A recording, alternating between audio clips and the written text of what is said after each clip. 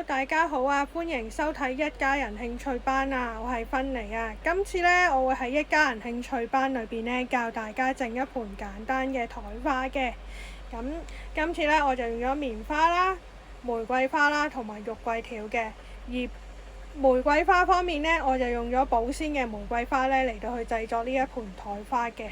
咁希望大家中意我今次呢個作品啦。咁事不宜遲啦，我哋而家即刻開始教大家點樣製作呢一盤咁簡單嘅台花啦。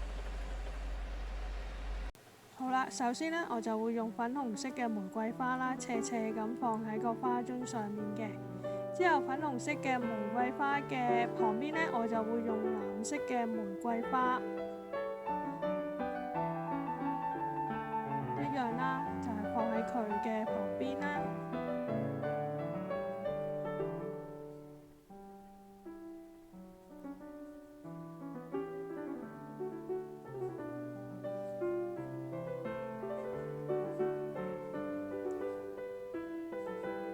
呢兩朵玫瑰花中間呢，我會放返一支粉紅色嘅玫瑰花喺度嘅。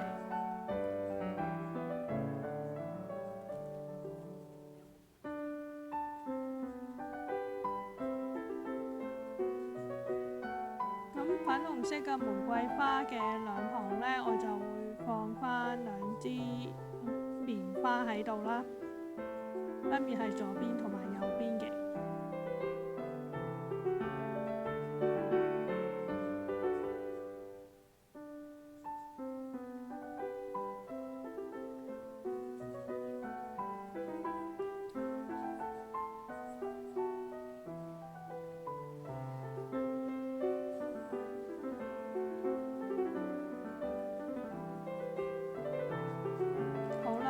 咁喺棉花同藍色玫瑰花中間呢，我會放返兩支嘅八角花喺度啦。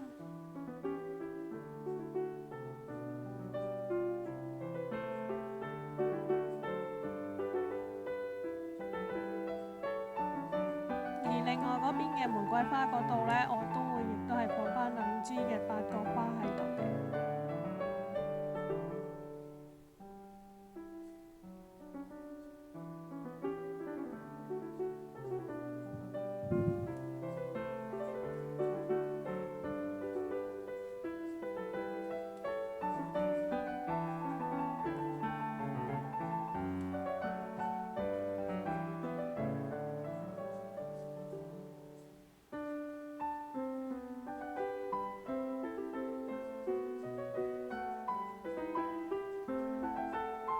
好啦，跟住呢，就喺兩個棉花中間啦，我就會放返兩條肉桂條喺度啦。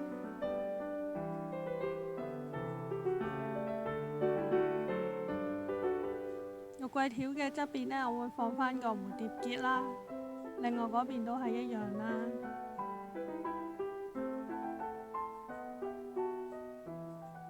之後呢，最後就會放返幾塊嘅菊雪葉呢，就喺旁邊。最後中間嘅位置，我就會放返個蝴蝶結，咁就完成㗎啦。希望大家鍾意我今日介紹俾大家嘅呢個簡單嘅台花嘅設計啦。多謝大家收睇，下次再見啦，拜拜。